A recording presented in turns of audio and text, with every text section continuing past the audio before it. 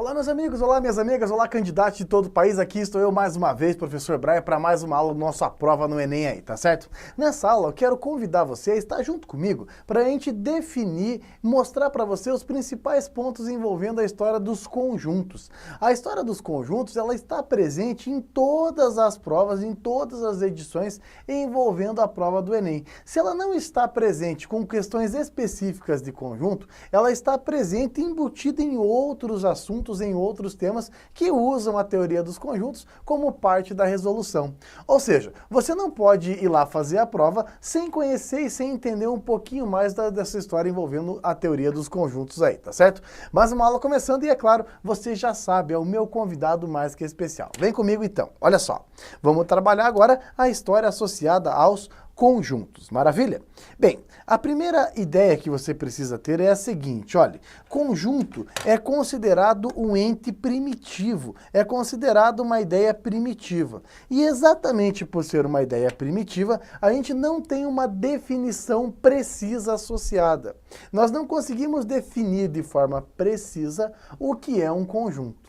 Isso não significa que a gente não tem ideia do que seja conjunto. Dá para ter uma boa ideia. Agora, a palavra conjunto, ela não recebe uma definição precisa, formal. Ou seja, não tem únicas palavras que definem conjunto, tá? Agora, o que é o conjunto de uma forma menos criteriosa? Vamos dar uma olhadinha? Olha só, sendo um pouco menos criterioso, a gente pode dizer que um conjunto é uma coleção ou um agrupamento de objetos que tem uma determinada característica, ou seja, que estão dentro de uma determinada classe. Então, quando você fala em uma coleção ou um agrupamento de objetos que tem uma determinada característica, eu estou falando agora de um conjunto. Entenda, um conjunto, esses objetos, né, esses objetos, eles formam o conjunto. E esses objetos são chamados de membros, mas é mais comum mesmo chamar de elementos de um conjunto. Ou seja, um conjunto é formado pelos seus elementos, tá certo? Bom, aqui eu tenho um exemplo que é o conjunto de oficiais.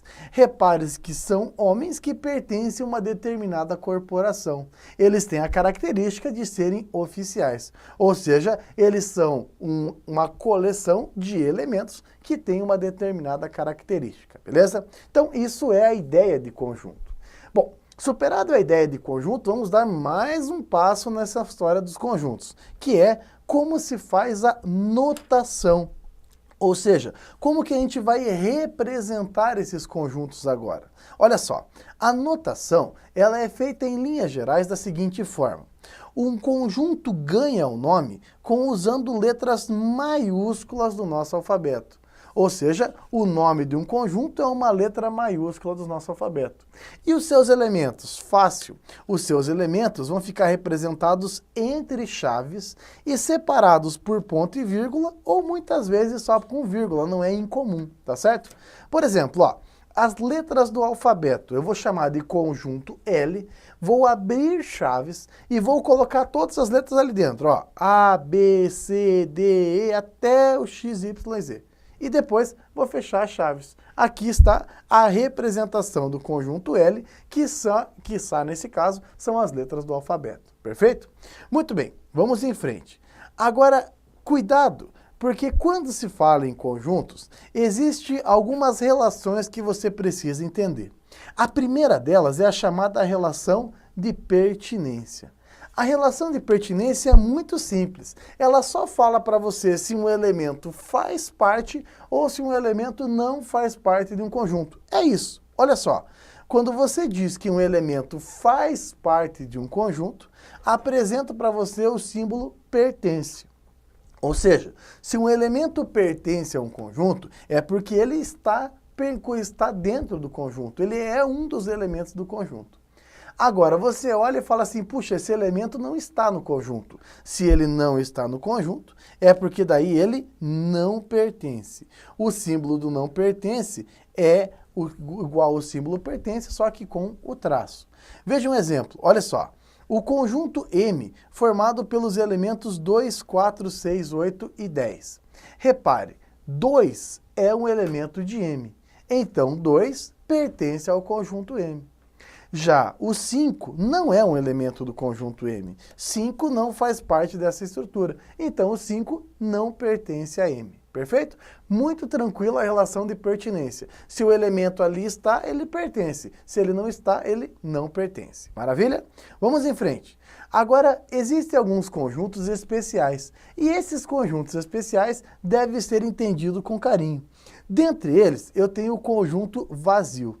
O conjunto vazio, ou também conhecido como conjunto nulo, é aquele conjunto que não possui elementos. Aí começa a ficar um pouquinho esquisito, porque você pode pensar e falar assim, mas Brian, como que um conjunto não vai ter elementos se todo conjunto tem os seus elementos? Pois é. Para que um conjunto não tenha elementos, você precisa pensar em uma regra ou em alguma formação que ninguém consiga atender. Por exemplo, tem uma professora aqui na prova concurso que ela chegou para mim recentemente e falou o seguinte, falou assim, Brian, eu estou procurando um namorado. Só que o meu namorado tem que ser bonito, ele tem que ser elegante, ele tem que ter uma boa condição financeira, ele não pode gostar de sair à noite, ele tem que gostar de mim de todo jeito que eu sou, eu nunca vou mudar. Cara, a menina colocou tanta condição ali que eu falei assim, olha, tá um pouco complicado deixar um namorado para você. Ou seja, quando você vai criando um conjunto e vai colocando muitas condições em cima dele, corre-se o risco de o conjunto não ter ninguém. Ficar sem ninguém, que é o caso, né? Nesse caso, se aproxima mais ou menos, foi o melhor exemplo que eu consegui. Matematicamente, tem como formar um conjunto vazio? Claro que tem, olha só. Se você pensar que um conjunto é vazio, é porque ele é um conjunto que não tem elementos, é o conjunto nulo. Por exemplo, como que um número vai ser ao mesmo tempo maior que 9 e menor que 5? Não tem como. Ou o número é só maior que 9 ou ele é só menor que 5. Simultaneamente, não tem como. Um número positivo que é par e ímpar simultaneamente, da onde? Ou o número é par ou ele é ímpar, não tem número que cumpre as duas condições. Essas categorias, quando ninguém atende a condição, aí sai o conjunto vazio, perfeito? Tem mais conjuntos especiais. O conjunto que é unitário. O conjunto unitário é aquele conjunto que tem um único elemento, perfeito? Por exemplo, você que é noivo, noiva, casado ou casada, você faz parte de um conjunto unitário, daquele que é seu esposo, daquele que é a sua esposa, ou daquele que é o seu cônjuge, noivo, noiva de repente. É um único elemento, é um conjunto unitário, tá certo? Temos também, olha só, o conjunto unitário só com o elemento 3, só com o elemento 0. Temos ainda o conjunto finito. O que é um conjunto finito? Fácil, é um conjunto que tem uma quantidade limitada de elementos. Ou seja, você consegue contar e enumerar quantos são. Exemplo, olha lá, ó, conjunto de elementos 1, 2, 3, 4, 5 e 6. Este é um conjunto finito, porque tem uma quantidade limitada e enumerável de elementos. Tem também os conjuntos infinitos, que a gente vai discutir mais adiante. Dentre os conjuntos infinitos, e é claro, é aquele que tem uma quantidade ilimitada de termos, e dentre os conjuntos infinitos, cabem aqui, merece destaque, o conjunto dos números, tá? Os conjuntos numéricos, como por exemplo os naturais, os inteiros, os racionais, os irracionais, os reais e até mesmo os números complexos. Sobre conjuntos infinitos, em especial conjuntos numéricos, reservamos um capítulo adiante aí, então você que está assistindo essa aula, tem a aula de conjuntos numéricos, por favor, não deixe de assistir também, tá certo? Bom, agora vamos falar um pouquinho desse cidadão que modificou o entendimento e a representação de um conjunto. E a partir dele conseguimos muitos avanços e principalmente resolver muitas questões associadas a conjunto. Eu estou me referindo ao nosso amigo Venn, nosso amigo John Venn. Essa é uma atualização recente da história da matemática, tá? O nosso amigo e filósofo John Venn, veja que ele foi de 1800 e pouco, ele mudou o entendimento e a representação de um conjunto. Ele falou que além de representar entre chaves um conjunto, você pode colocar os elementos de um conjunto todos dentro de uma região fechada qualquer. Essa região fechada pode ser um retângulo, um quadrado, ou um círculo, ou qualquer curva que você deseje. Olha só o conjunto A aqui, seus elementos. 1, 2, 3, 4, 5, 6, 7, 8, 9. Olha lá, ó, todos os elementos dentro de uma região fechada. Olha o conjunto das vogais A, E, I, O, U. Olha alguns pares ordenados aqui, todos dentro de uma região fechada. Então você pode representar um conjunto por meio das chaves ou por meio da representação de Venn dentro de uma curva fechada qualquer. A partir da ideia do Venn, parece uma coisa boba, né? Fala assim, vou colocar os elementos todos dentro de uma região fechada. Só que eu tenho agora muitas possibilidades e muitas formas de entender esses conjuntos. Quer ver só? A partir dessa ideia, eu consigo agora criar relações e estabelecer formas que vão relacionar conjunto com conjunto. Ou seja, relações que são feitas entre conjuntos. A primeira que eu vou mostrar para você é a relação de inclusão. Como que funciona essa história da inclusão? Fácil. Um conjunto A está incluso dentro de um conjunto B. Ou ainda, um conjunto A está dentro de um conjunto B. E para que isso aconteça, não tem grandes coisas, não. Basta que todo elemento de A também seja elemento do conjunto B. Quer ver na forma de diagrama? Olha que legal, ó. Você tem aqui o conjunto B e dentro do conjunto B está o conjunto A. Ou seja, A é um pedaço do conjunto B. Ou ainda, A é um subconjunto de B. Ou A está contido em B. E esse símbolo, essa ferradura virada, é exatamente o símbolo está contido. Um conjunto está contido dentro do outro, o conjunto A está dentro do conjunto B, se todo elemento de A também for um elemento do conjunto B. Essa é a ideia da inclusão. E a inclusão tem algumas propriedades. Olha só, primeira propriedade da inclusão. Todo conjunto está contido dentro de si mesmo, ou seja, o conjunto A está contido dentro do conjunto A. Você está contido dentro de você mesmo. Segunda propriedade. O vazio, ele está contido dentro de qualquer conjunto. Então, o vazio é um subconjunto de qualquer conjunto. Outra história, ó. Toda vez que você fala que A está contido em B, é a mesma coisa, é equivalente a dizer que B contém A. Se A está contido em B, é equivalente a dizer que B contém A. Perfeito? Outro detalhe importante, vejamos, olha só. Para que o A não esteja contido em B, ou seja, para que o A não seja um subconjunto de B, ele não precisa estar completamente isolado. Basta que pelo menos um elemento de A não pertença ao conjunto B. Isso é suficiente para dizer que o A não está contido em B. Quer ver? Ó? Você tem um conjunto B, legal, com todos os seus elementos, e tem o conjunto A com todos os seus elementos. Se um elemento, basta que um elemento de A não esteja dentro do B, o conjunto A não está contido dentro do conjunto B.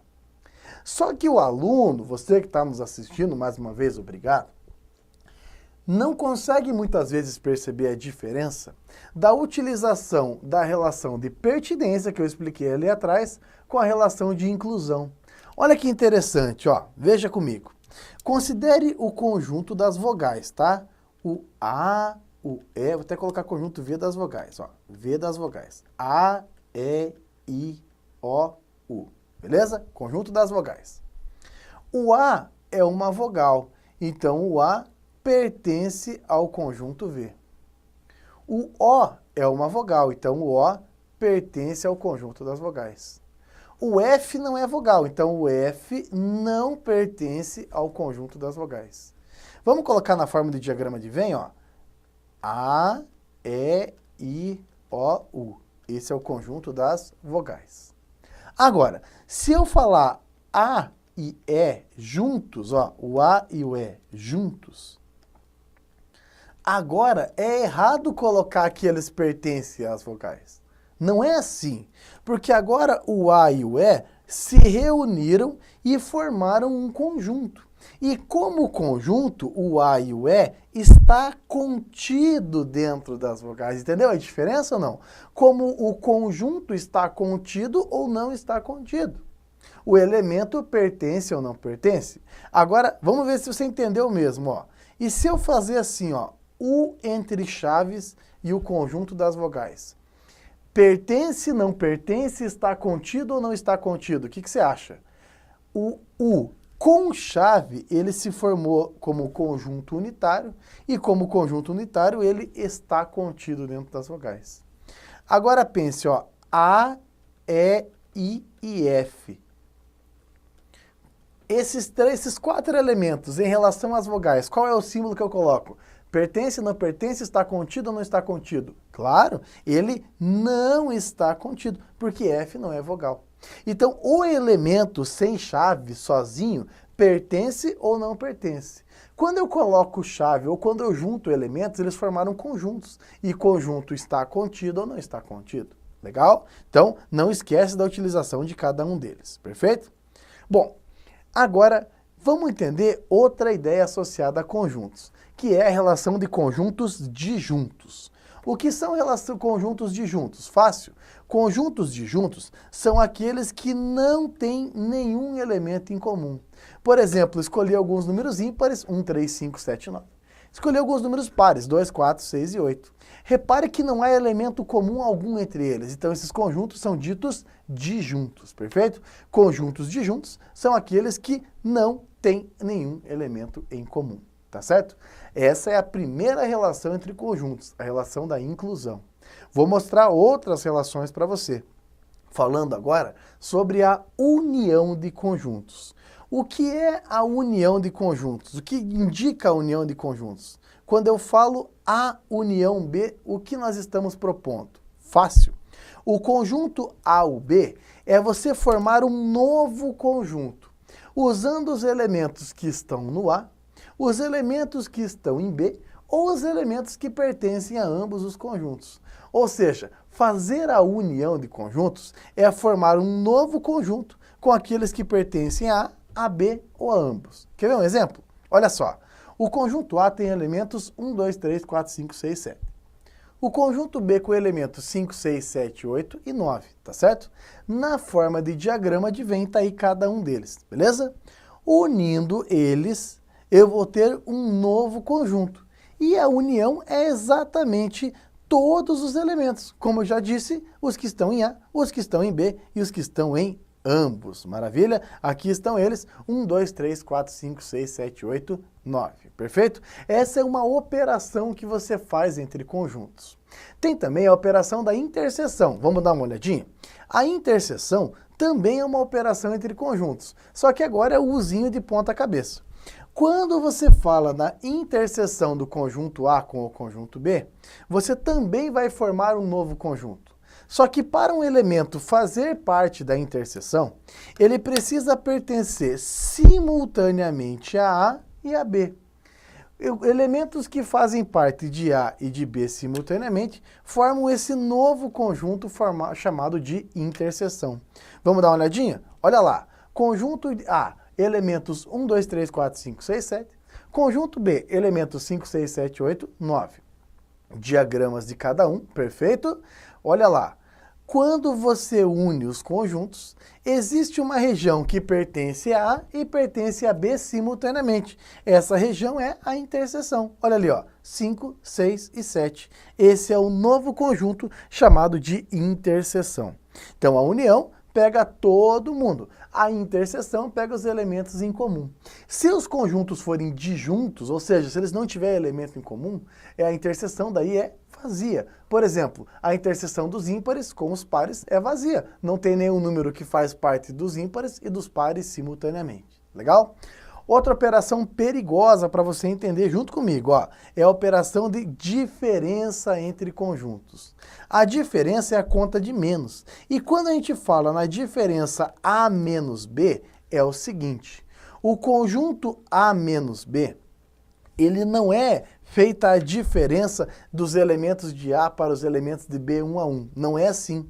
Você vai formar um novo conjunto e a característica é a seguinte. Você vai pegar os elementos que pertencem ao conjunto A e que não pertencem ao conjunto B. Vamos dar uma olhadinha? Olha lá, ó.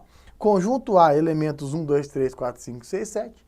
Conjunto B, elementos 5, 6, 7, 8, 9.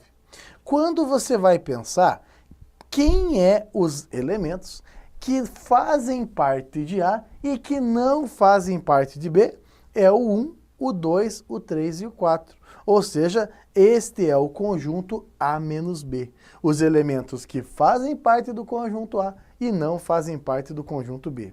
Cabe aqui uma outra observação, que é a seguinte: fazer o conjunto A menos B é diferente do conjunto B menos A. Porque o conjunto B menos A, qual é a regra agora para fazer B menos A? É os elementos que fazem parte de B e não fazem parte de A. Quem são os elementos que fazem parte de B e não fazem parte do A? É o 8 e o 9, concorda? Esses dois aqui formam o conjunto B menos A. Então, olho aberto, muita atenção quando se fala nessas operações entre conjuntos, legal? Vamos continuando? Olha só, nós temos ainda o chamado conjunto complementar, ou o complemento de um conjunto, o A elevado a C ali, ó. Quando se fala no complementar de um conjunto, ou conjunto complemento, é basicamente o complementar de A é o conjunto que falta para completar o A. Ou, na prática, o conjunto dos elementos que não pertencem ao conjunto A. Olha que fácil, ó. O conjunto A tem os elementos 1, 2, 3. O conjunto B tem os elementos 1, 2, 3, 4, 5, 6, 7. Quem é o complementar? É fácil, é os elementos de B que estão faltando no A. Tranquilo. Quem são os elementos de B que estão faltando no A? O 4, o 5, o 6 e o 7. Legal? Bom, a união, a interseção, a diferença, o complementar, a inclusão, tudo que eu discuti com você aparece em concursos, provas, em especial no Enem.